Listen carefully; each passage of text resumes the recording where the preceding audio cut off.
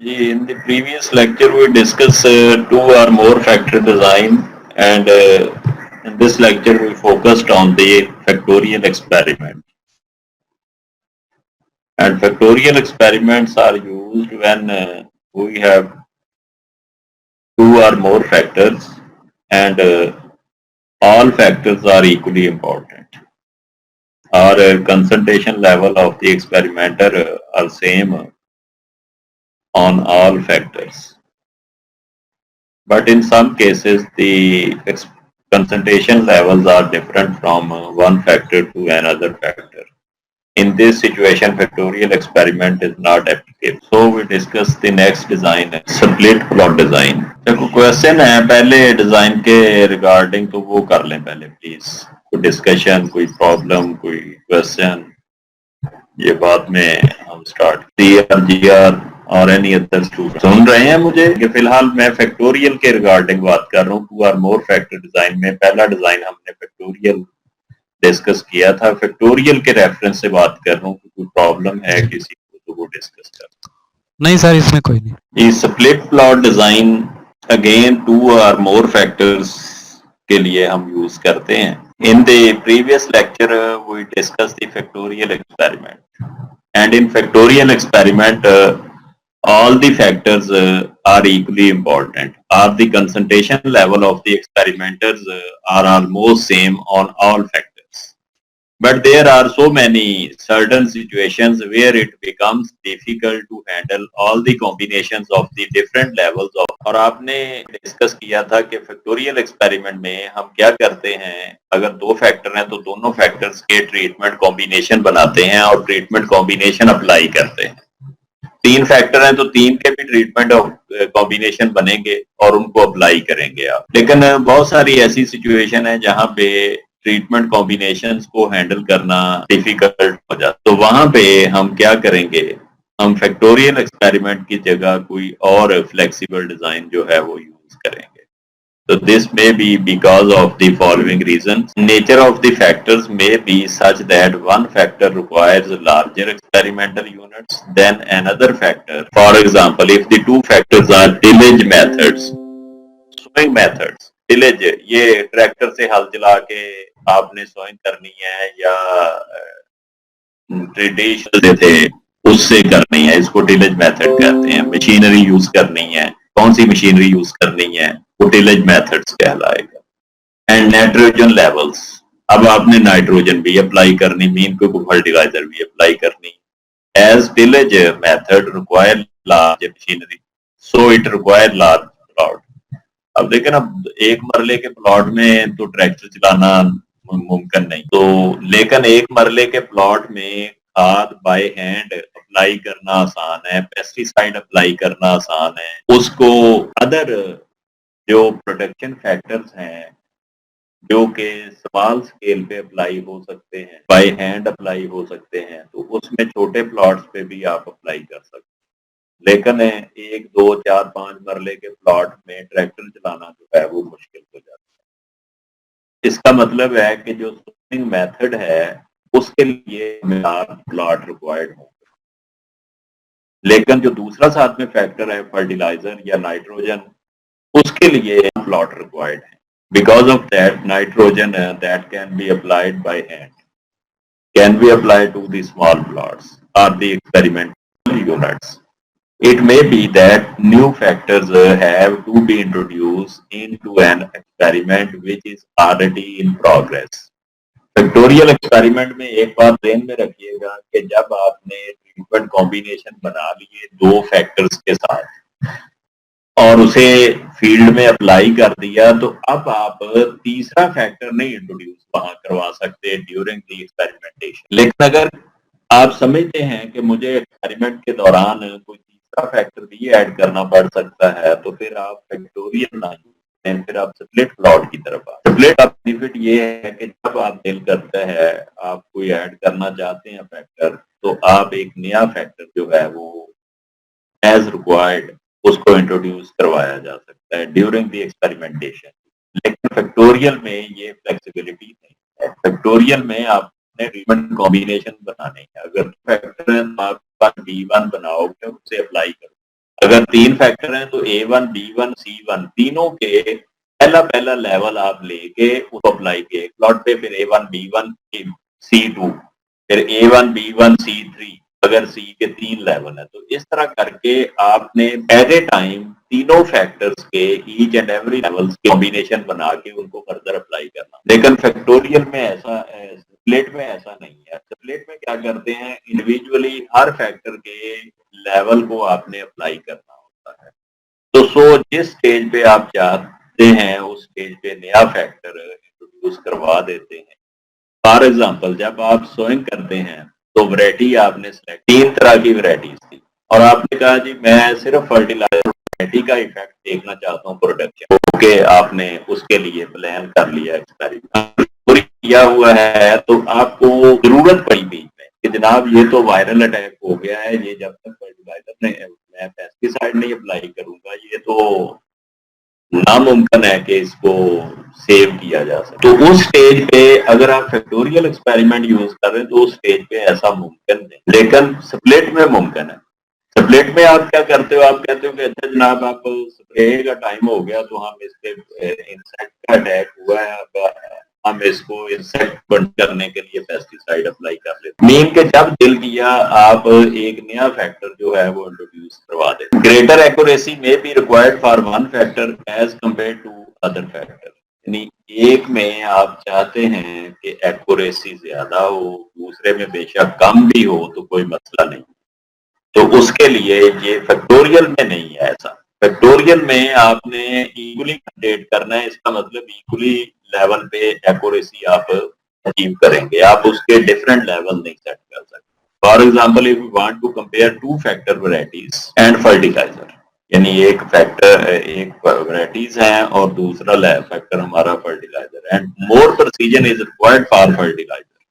Fertiliser पे आप ज्यादा कंसंट्रेट करना चाहते हैं, वो ज्यादा टाइम स्टडी करना चाहते हैं, तो then varieties would be in large unit and fertilizer would be in the smaller unit। हम क्या करेंगे, जो वैरायटीज होंगी उनको लार्ज प्लॉट पे अप्लाई कर देंगे और जो फर्टिलाइजर है उसी एक प्लॉट के सब प्लॉट बना के उस पे apply. The design used in such situation is called split plot design. In split plot design level of one factor are assigned at random to large experimental. ये जरा स्ट्रक्चर देखिएगा कि कैसे अप्लाई कर। हमने फैक्टोरियल में ऐसा नहीं किया था। फैक्टोरियल में 2 फैक्टर थे तो दोनों के लेवल डिफाइन किए, फिर कॉम्बिनेशन बनाए, फिर आगे एक्सपेरिमेंटेशन, फिर हमने लेआउट प्लान बनाया था। इसमें ऐसा नहीं। इसमें क्या है, level of one factor are assigned at random to large experimental unit. आपने सबसे पहले लार्ज एक्सपेरिमेंट लेना है, पहले फैक्टर उस पे अप्लाई कर देना है, आपने असाइनमेंट रैंडमली असाइन कर देनी है ट्रीटमेंट टू द एक्सपेरिमेंट। उसको जो आपने लार्ज एक्सपेरिमेंटल यूनिट्स है वो मेन प्लॉट हम कहते हैं। Within a block of such units the main plots are then divided into smaller units. उसके बाद आपने क्या करना है, एक मेन प्लॉट पकड़ना है, दूसरे फैक्टर के अगर 3 लेवल हैं तो उस मेन प्लॉट के आपने 3 सब प्लॉट बना देने, और अगर बी फैक्टर के 4 लेवल हैं तो आपने मेन प्लॉट के 4 सब प्लॉट बना लेने। और अगर 2 लेवल है जो आपका सेकंड फैक्टर है तो आपने 2 प्लॉट जो है मेन प्लॉट के बना लेने। इसको आप सब प्लॉट भी कहते हैं, स्प्लिट प्लॉट भी कहते हैं। यानी एक मेन प्लॉट होगा, उसमें आपने पहला फैक्टर अप्लाई कर लेना, दूसरा फैक्टर अप्लाई करने गए तो आपने देखा कि मेरे पास तो जनाब 4 तरह की फर्टिलाइजर है, तो आपने 4 तरह की फर्टिलाइजर वैरायटी 1 पे भी टेस्ट करनी है और वैरायटी 2 पे भी करनी है। तो आपने वैरायटी 1 के लिए भी 4 प्लॉट बना लिए और वैरायटी 2 के लिए भी 4 प्लॉट बना लिए। तो आपने वैरायटी 1 पे फर्टिलाइजर 4 तरह की थी, 4 प्लॉट के अंदर डिफरेंट, हर प्लॉट के अंदर डिफरेंट फर्टिलाइजर अप्लाई कर दी, क्योंकि आपने वैरायटी 1 के अंदर 4 प्लॉट बनाए थे, 4 तरह की फर्टिलाइजर थी, हर प्लॉट पे एक टाइप की फर्टिलाइजर अप्लाई कर दी। फिर इसी तरह दूसरी वैरायटी के लिए भी 4 प्लॉट बनाए, 4 तरह की फर्टिलाइजर अप्लाई करने के। मीन के आप एक प्लॉट 100 करेंगे, अगर 2 वैरायटी है तो 2 प्लॉट टोटल 100 किए जाएंगे, और हर प्लॉट को सब डिवाइड कर दिया है जितने आपके बी फैक्टर के लेवल है। अगर 2 लेवल है तो उस तरह कर लेंगे, 3 लेवल तो उसके according. as there are two sizes of experimental units and two separate randomization schemes are used for the allocation of the factors to main plots and split plots, so there are two experimental errors.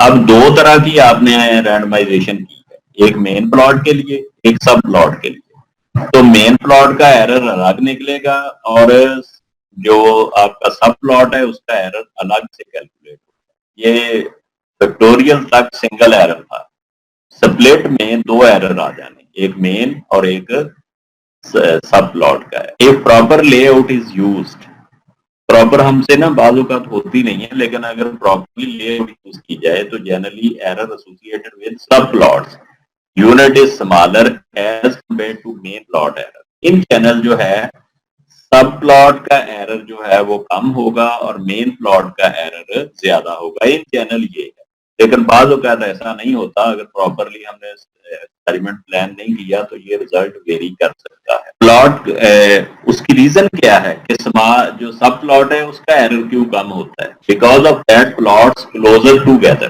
देखिए ना, एक सब main plot लिया, उसके अंदर छोटे छोटे plot बनाए, तो एक मेन प्लॉट की सॉइल फर्टिलिटी ऑलमोस्ट एक जैसी होगी, तो लेकिन एक प्लॉट मेन से दूसरे प्लॉट में जाएंगे तो आपको वेरिएबिलिटी सॉइल की नजर आ सकती है। लेकिन जब एक ही प्लॉट के अंदर आप 10 मरले का एक प्लॉट लिया, 10 का दूसरा लिया, तो 10 मरले में आपने वैरायटी 1 शो की, दूसरे 10 मरले में वैरायटी 2 हो सकता है पहले 10 मरला जो तो वो कम वैल्यू आती है। लेकिन अगर प्लानिंग आपकी ठीक हो, अगर प्लानिंग में कोई प्रॉब्लम हो तो फिर हम कुछ नहीं कह सकते कि जी मेन प्लॉट का एरर बड़ा आएगा कि सब प्लॉट का एरर बड़ा। The subplot factor is replicate more number of time as compared to main plot. Hence, error degree of freedom for whole plot is less than that of subplot error. आपकी degree of freedom main plot की कम होगी, सब plot की ज्यादा होगी। तो चूंकि degree of freedom ने डिवाइजर में जाना होता है, तो डिवाइजर जिसका ज्यादा होगा उसके अकॉर्डिंगली उसका जो रेशो निकलेगी वो भी कम निकलेगी। ये 4-5 पॉइंट मैंने लिखे हैं, इसको जरा रीड आउट कर लीजिएगा। एडवांटेजेस डिसएडवांटेजेस भी पढ़ लीजिएगा। जनरल लेआउट प्लान हम डिस्कस करेंगे। अब ये breeder wants to test the effects of sowing time. ये पहले वाली एग्जांपल ही मैंने सिर्फ स्ट्रक्चर चेंज कर दिया, देखना है कि डिजाइन चेंज करने से कोई ओवरऑल रिजल्ट पे इफेक्ट आते हैं या नहीं। सोइंग टाइम, सोइंग डेट्स 3 तरह की ली आपने, 20 अक्टूबर, 30 अक्टूबर और 15 नवंबर। ये लास्ट वीक मैंने बोला था, ये शायद 15 अक्टूबर है, तो इसको 15 भी कर सकते हैं जो प्रीवियस था। तो 15 अक्टूबर, 30 अक्टूबर और 15 नवंबर ये आपकी सोइंग टाइम। वैरायटी आपने B1, B2, B3, B4 ली। In order to facilitate the operation of planting and harvesting, experimenter decided to use a split plot design which planting dates assigned at random in main plot within each of the 3 blocks. Variety was then assigned at random to plots within planting dates. हम क्या करते हैं कि एक main plot को ना जिस time पे सोइंग करनी है उसे एक दफा इकट्ठे तैयार कर लेते हैं, प्रिपेयर कर लेते हैं। पूरा एक प्लॉट 15 अक्टूबर पे जो सो करना है, उसके बाद उस प्लॉट के छोटे छोटे हिस्से करते हैं और फिर हर एक पार्ट पे आप B1, B2, B3, B4 apply करते हैं। तो जो वैरायटीज आपने अप्लाई करनी है रैंडमली, वो आपने सब प्लॉट्स के अंदर करनी। ये सारी बातें समझने के लिए सबसे पहले तो मैं ये स्प्लिट प्लॉट अंडर RCBD कर रहा हूँ। मैंने फैक्टोरियल भी अंडर RCBD किया था, स्प्लिट अंडर RCBD। अब अगर मैंने 3 डिफरेंट लोकेशन पे एक्सपेरिमेंट करना है तो मैं 2 ब्लॉक नहीं बना सकता, फिर कितने ब्लॉक बनाऊंगा? 3 ब्लॉक। और अगर मैंने एक्सपेरिमेंट अपना 2 डिफरेंट लोकेशन पे करना है, फिर 3 ब्लॉक नहीं मैं खींच के उसके बना सकता, फिर वो मेरे पास 2 ब्लॉक रहे। तो जब मैंने एक्सपेरिमेंटेशन एक सिंगल साइट पे किया तो मुझे पता है कि उसकी सपोज सॉइल फर्टिलिटी हम सपोज कर रहे हैं सेम है, तो ब्लॉक 1 में आपने सबसे पहले डिसाइड कर लिया एक ब्लॉक, फिर दूसरा ब्लॉक, फिर तीसरा ब्लॉक। उसके बाद आपने इसके 3 पोर्शन किए। ब्लॉक 1 को 3 हिस्सों में डिवाइड कर दिया, ये पहला, ये दूसरा, ये तीसरा। ये एक प्लॉट है, ये बेसिकली पूरे का पूरा एक प्लॉट है। पूरे का पूरा क्या है? एक प्लॉट है। जिसके प्लॉट के स्टार्ट में नाम आपने रख दिया A2 पहले प्लॉट में। A2 का मतलब है कि इसको 30 अक्टूबर में आपने सोइंग करनी। A1 ये आपने 15 अक्टूबर को सोइंग करनी है। इस सारे प्लॉट में ये सपोज कर लें कि पहले हमारे पास ये नहीं है, यानी आपने पहले सिंपल ये पूरे का पूरा एक प्लॉट 4 पोर्शन मैंने किए हुए हैं, वो खत्म ही हुए। तो आप सपोज कर लें कि ये 4 पोर्शन नहीं है, पूरा ये एक पूरे का पूरा प्लॉट है, ये दूसरा प्लॉट है, ये तीसरा प्लॉट है। मैंने एक लोकेशन पे 3 रैंडमली इनको करनी है, ये नहीं कि पहला प्लॉट पहली डेट पे शो कर देना है, दूसरा प्लॉट दूसरी पे, तीसरा तीसरी पे, ऐसा नहीं करना। रैंडमली इसको एलोकेशन करनी है। ये मेरा पहला ये वाला जो है, तो ये प्लॉट 1, इस पे मैंने रैंडमली 3 स्लिप पेपर बनाई, उस पे A1 A2 A3 लिखा, उनको फोल्ड किया, जब स्लिप पेपर उठाई उसको ओपन किया तो उस पे A2 लिखा था, तो ब्लॉक 1 के प्लॉट 1 में मैंने A2 अप्लाई कर। फिर मैंने 2 स्लिप पेपर रह गई, एक उठाई उस पे A1 लिखा था, तो दूसरे प्लॉट पे मैंने A1 अप्लाई कर दिया। ये बार बार कह रहा हूँ कि बीच में ये लाइनें नहीं है, ये पूरे का पूरा प्लॉट है। ये 4 सब प्लॉट नजर आ रहे हैं, ये 4 नहीं है, ये बेसिकली पूरे का पूरा एक प्लॉट है आपके पास। उसके बाद आपने थर्ड प्लॉट पे जाहिर है ओपन करने की जरूरत नहीं है, अगर A1 आ गया तो एक जो ट्रीटमेंट है वो आपकी इधर तीसरे में आएगी। इसी तरह ब्लॉक 2 में 3 स्लिप पेपर वही जो बनाई हुई हैं A1 A2 A3 के लिए, उनको रीफोल्ड करेंगे, फिर रीओपन करेंगे। सपोज आपके पास A1 आ जाता है तो आप इधर A1 अप्लाई कर देंगे, फिर A3 आ जाता है तो आप A3 अप्लाई कर देंगे, उसके बाद आपका A2 आ जाता है तो आप A2 अप्लाई कर दें। सिमिलरली ब्लॉक 3 के अंदर आपका सबसे पहले A3 आ जाता है तो आप A3 अप्लाई कर, फिर दूसरे नंबर पे A2 आ जाता है तो आप A2 अप्लाई कर देंगे, और तीसरे नंबर पे A1 आ जाता है तो आप A1 अप्लाई करें। मीन के आपने हर प्लॉट को पहले फैक्टर के जो 3 लेवल हैं वो रैंडमली असाइन करना, ठीक है। उसके बाद दूसरे प्लॉट को भी रैंडमली, दूसरे को भी, तीसरे को, ये लोकेशन 1 पे आपने कर दिया। लोकेशन 2 ब्लॉक 2 है आपके पास, उसमें तीनों आपने असाइन कर दिए, ब्लॉक 3 में तीनों असाइन कर दिए। ये आपने डिसाइड कर लिया कि ये मैंने 15 अक्टूबर को शो करना है पूरे का पूरा प्लॉट। अब इसके हिस्से कितने बनाने हैं, सब प्लॉट इसके कितने बनाने, आपने ऊपर देखना है कि मेरे पास वैरायटी कितनी, वैरायटी है 4। अगर 3 होती तो आपने हर प्लॉट के 3-3 हिस्से कर लेने थे, 1 2 3 1 2 3। 4 वैरायटीज हैं तो आपने इसके इक्वल 4 पोर्शन कर लेने। अगर 5 होते तो आपने इसको इक्वल 5 पोर्शन में डिवाइड कर लेना है। जितने आपके बी फैक्टर के लेवल हैं उतने आपने इसके पोर्शन बना। A1 प्लॉट के भी उतने ही, A3 प्लॉट के भी उतने ही, फिर ब्लॉक 2 में जाना है उसमें भी A1 A3 A2 के उतने उतने प्लॉट।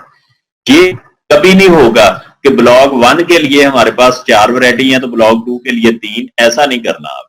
ये अगर 4 इधर हैं तो इधर भी 4 ही होंगी और इधर भी 4, ये इक्वल होगा। अनइक्वल हो सकता है, ये नहीं कि नहीं हो सकता, लेकिन आपके सिलेबस में जो चीजें हैं मैं उसके अकॉर्डिंगली बात कर रहा हूँ। तो आपने पहले से लेवल डिफाइन करने हैं, और वो लेवल बी के अगर 4 हैं तो ए के हर लेवल पे वो बी के 4 लेवल रखने हैं। ये नहीं कि कहीं पे कम कहीं पे ज्यादा, ऐसा हो सकता है, ये नहीं कि नहीं हो सकता, लेकिन उसको हैंडल करना मुश्किल हो।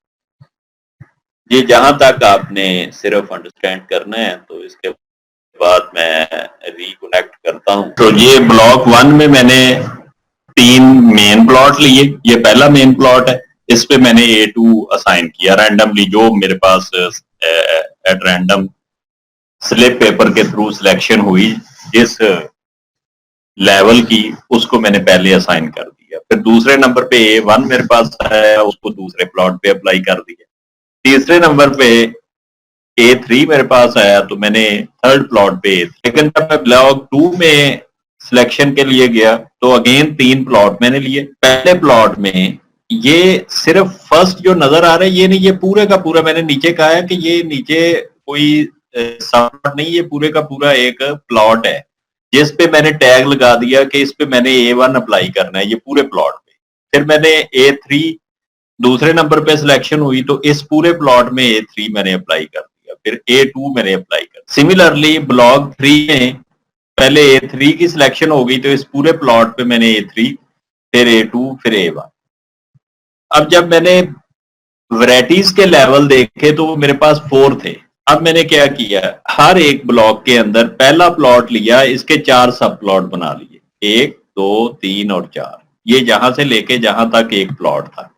ये तो बाहर टैग नंबर लगा हुआ है कि A2 इस प्लॉट में जो है अप्लाई किया गया, A1 इस प्लॉट पे अप्लाई किया गया। अब मेरे पास 4 लेवल थे बी फैक्टर के, तो मैंने 4 सब प्लॉट बना लिए। हर एक के चूंकि लेवल बराबर होने हैं, हर एक लेवल ए के हर लेवल पे बी के लेवल इक्वल, तो हर एक के 4-4 प्लॉट मैंने बना। आल तो मेरे पास 36 प्लॉट बने हैं, लेकिन वहां पे भी 36 थे फैक्टोरियल में। वहां पे हमने पहले प्लॉट में A1 A2 A1 B1, इधर A1 B2 A2 B1 आ सकता था। वो सारे के सारे 12 के 12 प्लॉट में ये नहीं था कि कौन सा मेन है कौन सा सब है, वो सब के सब जो है वो, लेकिन जहां पे पहले A2 एक मेन प्लॉट, फिर उसके 4 हिस्से किए, सेकंड में भी 4 portion, third, fourth, fifth, block 3 के तीनों प्लॉट्स के 4-4 पोर्शन। अब मेरे पास 4 वैरायटीज हैं, B1 B2 B3। ये भी रैंडमली मैंने 4 स्लिप पेपर बना ली, 1 slip paper for each variety. B1 के लिए एक, फिर B2, फिर B3, फिर B4। उनको फोल्ड किया, मिक्स किया, सिलेक्शन की, पहले नंबर पे B3 आ गया।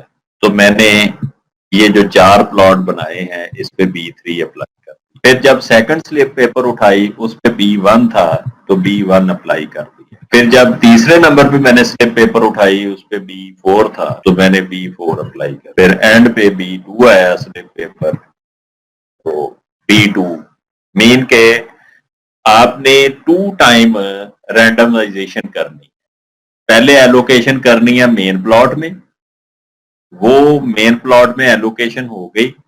जब मेन प्लॉट की एलोकेशन मुकम्मल हो गई, फिर आपने सब प्लॉट उसके बनाने, हर मेन प्लॉट के 4 बनाएंगे। अगर 4 लेवल है हमारे पास बी के, अगर 5 लेवल है तो 5 बना लेंगे, 6 लेवल है तो 6, और फिर उनकी एलोकेशन कर लेंगे। अब पहला प्लॉट अंडर ब्लॉक 1 मुकम्मल हो गया। फिर इसी तरह प्लॉट 2 अंडर ब्लॉक 1, पहली सिलेक्शन आई B1, तो जो रैंडमली आ गई उसके अकॉर्डिंगली आपने लिखते जाना है।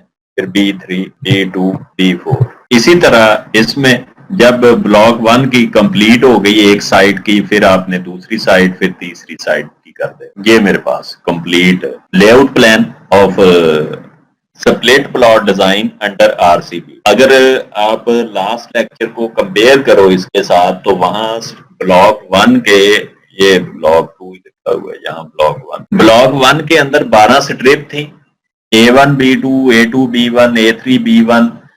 उसमें कोई सीक्वेंस नहीं थी। जहां पे आपने 3 पहले मेन प्लॉट लिए, तीनों की एलोकेशन रैंडमली कर दी, A1 A2 A3 की। उसके बाद हर प्लॉट मेन प्लॉट के 4 सब प्लॉट बनाए, और उस पे फिर आपने रैंडम एलोकेशन कर दी हर लेवल की, हर प्लॉट के अंदर। तो यूं करके आपके पास 36 सब प्लॉट बने, और मेन प्लॉट जो है वो 9 बने। 9 मेन प्लॉट है, 36 सब प्लॉट है, और 3 साइट्स हैं, उनको मैंने ब्लॉक कहा हुआ है, या 3 यूं कहें 3 ब्लॉक्स हैं, और हर ब्लॉक के अंदर 3 मैंने मेन प्लॉट लिए। 3 ही क्यों लिए? क्योंकि मेरे पास A के 3 लेवल थे। अगर A के 2 लेवल होते तो A1 A2 दे 2 प्लॉट में लेता। अगर A के 4 लेवल होते तो A1 A2 A3 A4 एक मेन प्लॉट और इंक्रीज हो जाना था। तो ये जितने नंबर ऑफ लेवल्स हैं A फैक्टर के, उतने मेन प्लॉट लेंगे, जितने लेवल्स हैं B फैक्टर के, उतने सब प्लॉट बनेंगे हर प्लॉट के। तो टोटल आपके पास 4 ये हैं, 4 ये हैं, 4 ये, तो 12 ही ब्लॉक 2 में है, 12 ही ब्लॉक 3 में है। तो सो वी हैव 36 सब plot while 9 main plots and 3 blocks. जहां तक कोई क्वेश्चन है जनरल लेआउट प्लान का तो वो पूछ सकते हैं जी। No question? सर। वालेकुम सलाम। सर ये सब लोग बनाए, इनकी तरतीब जरा बताइएगा, वो सिग्नल की वजह से डिस्कनेक्ट हो गया। मेन प्लॉट की समझ आ गई है? ब्लॉक जी वन सर। में 3 मेन प्लॉट बनाने हैं। 3 क्यों बनाने हैं? क्योंकि ए फैक्टर के 3 लेवल। अब मेरे पास जब ये 3 प्लॉट बन गए, फिर मैंने रैंडमली एलोकेट भी कर लिया उनको। पहले प्लॉट में A2, जाहिर है स्लिप पेपर के थ्रू करना, अपनी मर्जी कोई नहीं करनी। स्लिप पेपर 3 बना के रख लेनी है, A1 A2 A3 उस पे लिखा होगा। पहली स्लिप पेपर उठाई, उसको ओपन किया तो A2 था। मैंने पहले ये आप भूल जाएं कि ये भी कुछ चीज है, ये वाली ये देयर इज नथिंग, ये जिसको यस सर। मैंने ब्लैंक किया ना, ये फिलहाल नहीं है। ठीक है जी। तो फिर आपने ब्लॉक 2 में भी ये काम किया, 3 के 3 प्लॉट्स को अप्लाई कर दिया A1 A2। फिर ब्लॉक 3 में भी तीनों को A1 A2 A3, जिस सीक्वेंस में स्लिप पेपर शो होती गई आप उस सीक्वेंस में A1 A2 A3 लिखते गए। उसके बाद आपने जब देखा तो बी के 4 लेवल्स थे, तो 4 सब प्लॉट बनाए। A2 के 4 हिस्से बना दिए, जहां से लेके ये जहां पे कर्सर है यहां तक ये पूरा एक मेन प्लॉट है। मेरे पास 4 लेवल थे, मैंने इसके 4 पोर्शन कर लिए। दूसरे लेवल बराबर होने हैं हर एक के। अगर 3 है तो A2 के लिए 3 है तो A1 के लिए भी 3 ही होंगे, और ब्लॉक 2 में भी यही स्ट्रक्चर रहेगा। तो 4-4 मैंने हर मेन प्लॉट के 4-4 सब प्लॉट बना के रख लिए। अब मैंने 4 स्लिप पेपर प्रिपेयर की for level of B factor, B1 B2 B3 B4। उनको फोल्ड किया, मिक्स की, स्लिप पेपर उठाई। पहली स्लिप पेपर उठाई, उस पर B3 लिखा था, तो मैंने पहले प्लॉट को B3, दूसरे प्लॉट को B1, तीसरे को B4। जिस सीक्वेंस में स्लिप पेपर आती गई मैंने सब प्लॉट में एलोकेशन करता गया। फिर मैंने सेकंड प्लॉट लिया A1, जिस पे एलोकेशन की या उसके भी 4 हिस्से किए, उस पे भी इसी तरह रैंडमली एलोकेट कर दिए। तो इसी तरह A3 के। तो फिर जब ब्लॉक 1 कंप्लीट हुआ, वही स्लिप मैंने B1 B2 B3 B4 for block 2 for 1 A3 for A2, और सिमिलरली वही स्लिप पेपर मैंने रीफोल्ड करके ब्लॉक 3 के लिए भी एलोकेट। अच्छा, अनोवा टेबल के पहले 2 कॉलम मैंने लिखने हैं, वो लिखने आपको बताता हूँ। 2 कॉलम बनाने हैं अगर मैंने, तो पहला कॉलम सोर्स ऑफ वेरिएशन का, दूसरा डिग्री ऑफ फ्रीडम। अंडर आरसीबीडी है तो ब्लॉक पहले आएगा। दूसरा आपका मेन प्लॉट में क्या रखा है आपने, ये थोड़ा सा अब इसमें फर्क आना है। आपके फैक्टोरियल में कोई प्रॉब्लम नहीं है, आप ए पहले लिखें बी लिखें, जिसको मर्जी लिखें पहले, नो प्रॉब्लम। लेकिन अगर आपका स्प्लिट प्लॉट है तो उसमें केयर करनी है, जिसको मेन प्लॉट में रखा है। आप मेन प्लॉट को किसको रखा है आपने? मेन प्लॉट में ए फैक्टर को रखा है, तो आपने पहले ए लिखा, उसके बाद आपने एरर 1 लिखना, एरर 1, फिर आपने बी रखना है, फिर ए बी आना है, फिर एरर 2 आना है, उसके बाद टोटल आना है। अच्छा, कुछ लोग इसको एरर 1 की जगह सिर्फ ई लिखते हैं और सबस्क्रिप्ट में ए लिख देते हैं, यानी एरर ऑफ ए फैक्टर, और इस एरर को लिखते हैं error of A B factor. यूं भी लिखते हैं कुछ रीडर्स जो हैं, कुछ बुक्स जो हैं, ऑथर्स जो हैं, वो इस तरह लिखते हैं, कुछ एरर 1 एरर 2 लिख देते हैं। It is up to you, आपने क्या करना है। मैंने एरर 1 एरर 2 लिखा हुआ है, यानी एक मेन प्लॉट का एरर और एक सब प्लॉट का एरर। सब प्लॉट का एरर आएगा बी ए बी के बाद, और मेन प्लॉट का एरर आएगा जो ही मेन प्लॉट का फैक्टर लिख लेंगे उसके बाद उसका एरर। फैक्टोरियल में क्या था? फैक्टोरियल में ये एरर नहीं था। फैक्टोरियल में है ब्लॉक, फिर ए, फिर बी, फिर ए बी, फिर एरर, फिर टोटल। स्प्लिट प्लॉट में एरर 2 आने हैं। फैक्टोरियल में एक एरर, स्प्लिट प्लॉट में 2 एरर। ब्लॉक की degree of freedom as usual जैसे पहले लिखी थी, r-1। r आपके पास 3 है, 3-1 which is equal to a-1। a आपके पास 2 है, 3 है, 3-1 2। अच्छा, एरर 1 कैसे निकालना है? ये होगा 2 मल्टीप्लाइड बाई 2 4। ब्लॉक और ए की डिग्री ऑफ फ्रीडम को आपस में मल्टीप्लाई कर दें, r-1 इंटू a-1। अगर फार्मूला लिखना कुछ आता है तो r-1 इंटू a-1, नहीं लिखना तो ब्लॉक और ए की डिग्री ऑफ फ्रीडम को आपस में मल्टीप्लाई कर देना है। अब बी की डिग्री ऑफ फ्रीडम क्या होगी? b-1 बी 4 है, 4 में से 1 3, ए बी की 2 मल्टीप्लाइड बाई 3, ए की डिग्री ऑफ फ्रीडम और बी की इज इक्वल टू 6। अगर जहां पे भी आप फार्मूला लिखना चाहते हैं तो लिखें आप शौक से, a minus 1 into B minus 1 is equal to a minus 1 a 3 है, 3 माइनस 1 2 और 4 माइनस 1 3, 2 इंटू 3 6। टोटल की degree of freedom n minus 1। अब n कितना है वो n मैं नीचे फाइंड कर रहा हूं, n is equal to r multiplied by a multiplied by B. r 3 है, फिर a 2 है, फिर b 4 है, सॉरी a भी 3 है, 36। तो n 36 में से 1 माइनस करना है तो 35। अब एरर आपने कैसे फाइंड करना है, 35 minus 2 minus 2 minus 4 minus 3 minus 6 is equal to 6 3 9 और 4 13 14 15 16 17 18 इसकी डिग्री ऑफ 80 बाय सब्ट्रैक्शन। अगर आपका दिल करता है कि मैं बाय सब्ट्रैक्शन नहीं लिखूंगा, मुझे तो कुछ और चाहिए, तो उसका भी ये मेथड है। फैक्टोरियल में ये फैक्टोरियल में नहीं लिखी जाती, स्प्लिट में लिख सकते हैं। बी और ए बी दो एरर के दरमियान जो कुछ है, एरर 1 और एरर 2 के दरमियान जो कुछ है, ये बी और ए बी, उसको जमा कर लेना है आपस में। 3 प्लस 6 9, 9 को आपने ब्लॉक की डिग्री ऑफ फ्रीडम से मल्टीप्लाई कर, यानी a minus B into B minus A plus B minus A is equal to 6 into 3, 6 plus 3 sorry 9, 6 plus 3, ये मल्टीप्लाई करके भी उतना ही आ रहा है। ये इत्तेफाकन है, ऐसा नहीं होगा हर दफा कि ये एरर जो है वो आप कहें 6 जमा 3 9, तो 2 ब्लॉक से तो भी तो 18 ही बनी, तो 6 ज़रब 3 भी 18 ही बनेगी। ऐसा नहीं है, ये इत्तेफाक है, हसी इत्तेफाक है कि ऐसा हो गया, हर दफा होता नहीं है आमतौर पे ऐसा। तो आपने कैसे करना है, बी और ए बी की डिग्री ऑफ फ्रीडम को जमा करेंगे। लाइन कोई और लगाना चाहता था, ये हो गया, ये भी नहीं काम पूरा हुआ। चलो ड्रॉ ये हो, यूं देखें ये भी स्ट्रेट ही है, ये भी नहीं काम हुआ। जो मैं करना चाहता हूं वो हो नहीं रहा।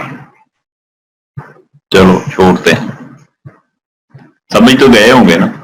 3 प्लस 6 9 और 9 इंटू 2 18। दो एरर के दरमियान जो कुछ है उसको जमा करना है और डिग्री ऑफ फ्रीडम से मल्टीप्लाई कर देना, ब्लॉक की डिग्री ऑफ फ्रीडम से। तो ये आपके पास अनोवा टेबल के दो कॉलम आ गए, first 2 column of ANOVA table general. जहां तक कोई क्वेश्चन है तो पूछ लें जी प्लीज। नो क्वेश्चन, वो बोल तो पड़ा करो, मुझे कैसे पता चलेगा। सर ये एरर 2 का ही बता दें। एरर 2 का दो फार्मूले हैं, टोटल डिग्री ऑफ फ्रीडम में से बाकी सारी प्लस करके माइनस कर दें। वो नीचे मैंने जैसे किया 35 टोटल किया, उसमें से मैं ब्लॉक से शुरू हुआ 2, फिर -2, फिर -4, फिर -3, फिर -6, सारा जब किया तो 80 मेरे पास आ गया। अल्टरनेटिवली मैंने बताया कि दो एरर के दरमियान क्या कुछ है, दो एरर, ये देखें दो एरर के, ये वाला, ये दो एरर के दरमियान, ठीक है जी। इनको प्लस कर लेना है, 3 प्लस 6 9 मल्टीप्लाइड, ये ऐसे करेंगे 6 प्लस 3 मल्टीप्लाइड बाई 2। 2 क्या है तो sorry degree of freedom of the blocks, तो ये 18। दो मेथड है, आमतौर पे जब 3 फैक्टर आते हैं ना तो फिर वो बाय सब्ट्रैक्शन वाला मेथड फेल हो जाता है, फिर ये मेथड बेसिकली अप्लाई करते हैं। इसलिए मैंने इस पे जरा थोड़ा सा ज्यादा फोकस किया कि जब 3 फैक्टर्स होंगे उनके लेआउट प्लान कैसे बनाना है, फिर उनका जनाब आपने अनोवा टेबल कैसे बनाना है। मैं ना एनालिसिस को अगले वीक पे पेंडिंग कर रहा हूँ। आज मैं जनरल डिस्कशन इसकी लेआउट प्लान और इसका अनोवा टेबल पे ज्यादा फोकस कर रहा हूँ, पहले दो कॉलम। अच्छा भाई, अगर हो आपके पास 3 फैक्टर सॉरी, ऐसा कहिए कोई तीसरा भी ले, जनरल लेआउट प्लान फिर कैसे बनाना है, इसको नहीं मैं डिस्टर्ब करूंगा। एक फाइल ओपन करके ना ये मैंने एक नई फाइल ओपन की है, उस पे 3 फैक्टर लेने लगा हूं। ए के 3 लेवल हैं, बी के 4 लेवल हैं। ये अगर यही हम स्ट्रक्चर सपोज लेते हैं और सी फैक्टर के कितने लेवल होंगे? सी है सपोज कर लें 2 लेवल, सपोज ही करना है। बी के कितने हैं? बी है 4 लेवल, वो पहले हमने किया है। ए के हमारे पास 3 लेवल हैं और मैं ये अच्छा इसके जो अल्टीमेटली जो आपने लेवल लेने हैं वो तो C1 और C2 लेंगे, C1 C2।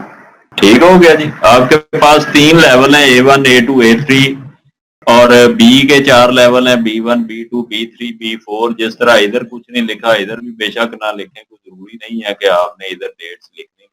सपोज कर लें कि इधर भी ओपन ही छोड़ा हुआ है।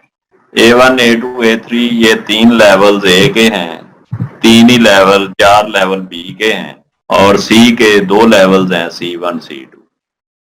अब आपने क्या करना है, इसके लेआउट प्लान कैसे बनाना है, ये जरा कॉपी पेंसिल पकड़िए। सबसे पहले मैंने एक ब्लॉक लेना है, फिर दूसरा ब्लॉक, फिर तीसरा ब्लॉक में ब्लॉक 1 मैंने ब्लॉक 1 के अंदर ना मैंने एक मेन प्लॉट ले लिया, 3 बल्कि मेन प्लॉट ले लिए। ये जो पहला मेन प्लॉट मैंने लिया इस पे मैंने A2 शो कर दिया। A2 suppose we want to test the effects of 3 factors, A 3 level, B with 4 level and C with 3 levels of A, A1 A2 A3 and 4 levels of B1 B2 B3 and B4, 2 levels of C1 C2 and C1 C2. So being a researcher we decide which one of the factor has a more concentration level are required the more concentration level, which factor has a medium concentration level and the least concentrate level. ये आपने decide करना है कि कौन सा factor जो है उस पे आपने ज्यादा कंसंट्रेट करना है। सपोज आप ए फैक्टर पे ज्यादा कंसंट्रेट करेंगे तो ए फैक्टर को आपने सबसे एंड पे अप्लाई करना है, सबसे कम किस पे आपने करना है वो आपने पहले पिक करना है। सपोज ये आपका लेस इंपॉर्टेंट फैक्टर है, लेस इंपॉर्टेंट, और बी जो है ये इंपॉर्टेंट है और सी जो है ये मोर इंपॉर्टेंट। ज्यादा कंसंट्रेट आपने सी पे, उससे कम कंसंट्रेशन आपने बी को और उससे कम कंसंट्रेशन आपने ए पे। यानी सी के रिजल्ट्स आप ज्यादा प्रीसाइजली कैलकुलेट करना चाहते हैं, प्रिसीजन लेवल सी फैक्टर का हाई, फिर बी का उससे लो, फिर ए का उससे लो। अगर आपका सीक्वेंस ये है less important, important, more important, मैंने प्रिसीजन वाइज इसकी सेग्रीगेशन कर दी। अब सपोज सी जो है वो लेस इंपॉर्टेंट है तो पहले आपने सी लेना है, अगर बी लेस इंपॉर्टेंट है तो पहले आप बी लेंगे। जो लेस इंपॉर्टेंट है जिस पे कम से कम कंसंट्रेट करनी उसको आपने सबसे पहले सपोज करना है। तो in order to facilitate the operations of planting and harvesting he decided to use a split plot design with a factor assigned at random in main plots within each of the 3 blocks. Factor B were then assigned at random to subplots within main plot, and then the factor C is assigned at the subplot of the factor B. B के सब plots के लिए apply. पहले मैंने block लिया, कोई भी location है सपोज फैसलाबाद की, मेरे पास 3 लेवल थे ए के, तो मैंने A2 A1 A3 करना असाइंड ही है, आपने रैंडमली असाइन करना है। तो ये मैंने एक प्लॉट लिया, उसकी टैग मैंने यूं बनाए, तो समझ लें कि ये A1 प्लॉट है, ये पूरे ए वैरायटी जो A1 वैरायटी है सपोज वो मैं शो कर, इधर A3 वैरायटी शो कर दी, इधर मैंने पूरे में।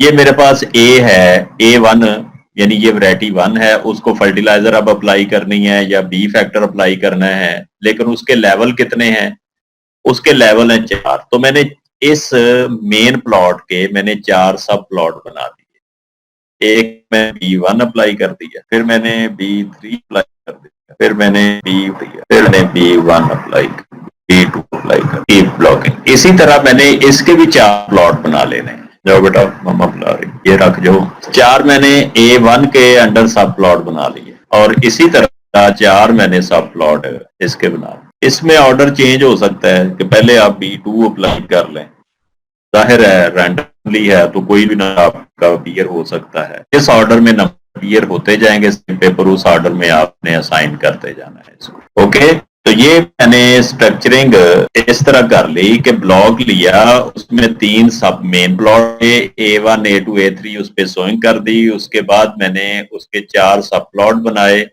हर सब प्लॉट में फिर रैंडमली मैंने एलोकेशन की, यानी मैंने फर्टिलाइजर अप्लाई की। इसमें वैरायटी 1 मैंने पूरे प्लॉट में शो की हुई है, 4 की मेरे फर्टिलाइजर थी। बजाय इसके कि मैं इस तरह के 4 प्लॉट और शो करता तो मेरी कॉस्ट बढ़नी थी, मैंने उसी के सब प्लॉट बना लिए 4 बना के पहले पे मैंने B1 फर्टिलाइजर अप्लाई कर दी, दूसरे पे B3 कर दी, चौथे पे B4 कर दी। इस तरह करके मैंने जो वैरायटी 1 के भी 4 प्लॉट ही बना लिए और वैरायटी 3 के भी 4 प्लॉट बना लिए। अब पेस्टिसाइड मेरे पास 2 तरह की है, C1 है, एक C2 है। अब पेस्टिसाइड मैंने अप्लाई करनी है, जाहिर है हर वैरायटी पे हर फर्टिलाइजर लेवल पे करनी है, तो जितने उसके लेवल है मैंने B1 के उतने प्लॉट, जिसमें मैंने B1 अप्लाई किया हुआ है उसके और 2 सब प्लॉट बना, इस पे मैंने C2 अप्लाई कर दिया, इस पे मैंने C1 अप्लाई कर। इसी तरह इस पे भी C1 C2 C2 C1 जो भी, इस तरह इसके भी हर ब्लॉक के अंदर, ये B2 है तो इसके भी 2 मैंने सब प्लॉट बना लिए, B1 के भी 2 और B4 के भी 2 और B3 के भी 2, यानी हर एक के आगे 2-2 सब प्लॉट बनाता गया और अप्लाई करता गया।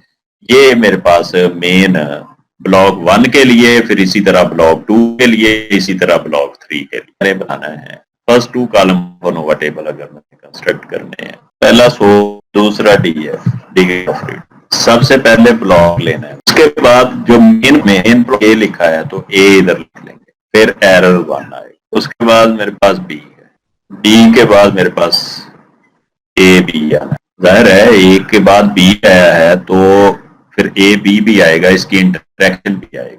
C अगेन इसके सब प्लॉट के अंदर है, तो सो जब तक एरर B का सेकंड एरर जो है सब प्लॉट का पहले डिफाइन करेंगे, पहले ये मेन प्लॉट का फिर सब प्लॉट का, और एंड पे सब प्लॉट का भी एक आना है।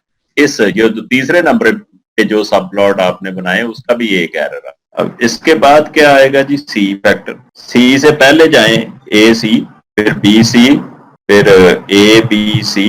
अल्टीमेटली A ने C के साथ भी क्रॉस होना है, फिर B ने C के साथ क्रॉस होना है, फिर AB ने C के साथ क्रॉस होना है, तो ये ABC। उसके बाद एरर 3, 3 फैक्टर हैं तो 3 एरर आएंगे और एक टोटल है। सबसे पहले टोटल की डिग्री ऑफ फ्रीडम, तो N किसके ही R multiplied by A multiplied by B multiplied by C is equal to R 3 है, फिर A 3, फिर B 4 है, फिर C 2 है, 72 टोटल आ गया। इसका मतलब है कि टोटल की डिग्री हमारे पास 72 mean N minus 1 which is equal to 71।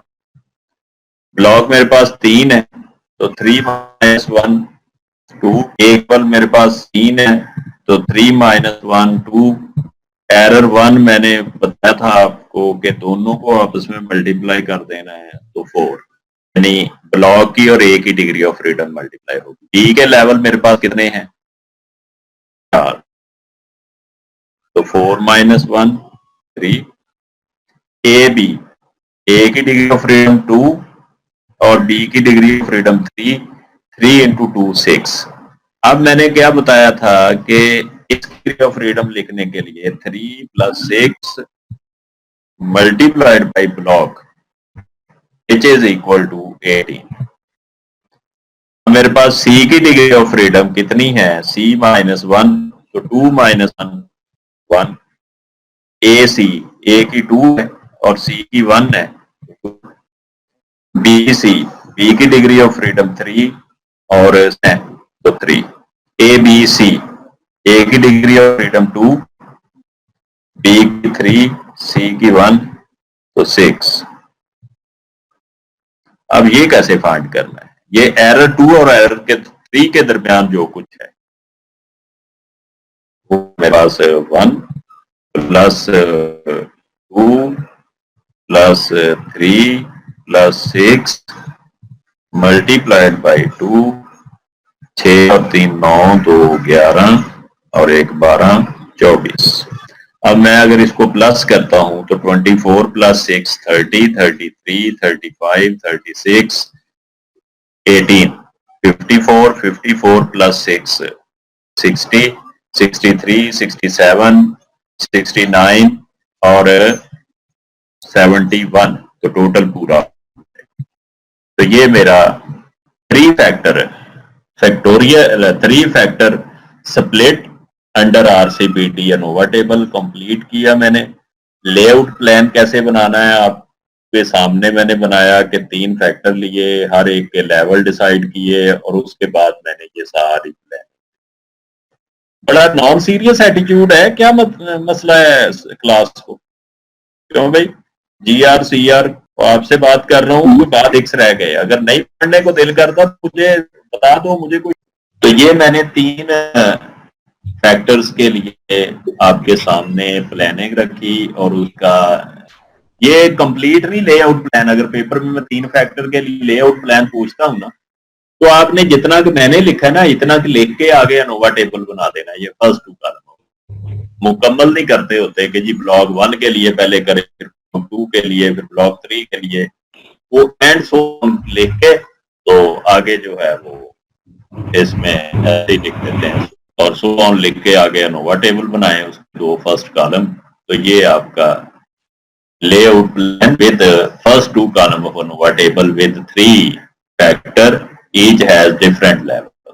Same level भी हो सकते हैं, डिफरेंट लेवल। सपोज अगर मैं सी लेस इंपॉर्टेंट होता तो मैंने ब्लॉक 1 के अंदर 2 प्लॉट मेन लेने थे, एक C1 और एक C। उसके बाद बी इंपॉर्टेंट होता, जैसे बी है तो बी उसके अंडर मैंने 4 लेने थे। इस ए जो है वो एंड पे होता तो ये B1 के अंडर मैंने इसके 3 पोर्शन बनाने थे, 2 नहीं बनने थे, 3 पोर्शन बनने, यानी ऊपर 2 आ जाने थे, नीचे 4, फिर हर एक के 3 थे। ये उसके अकॉर्डिंगली ये layout plan change. Thank you very much. आपके लिए इतना ही काफी है। अगर तो पॉइंट ऑफ व्यू से या ये क्लास पॉइंट ऑफ व्यू से कि क्लास की हद तक तो फिर तो टीचर बताएगा, ठीक है जी सर।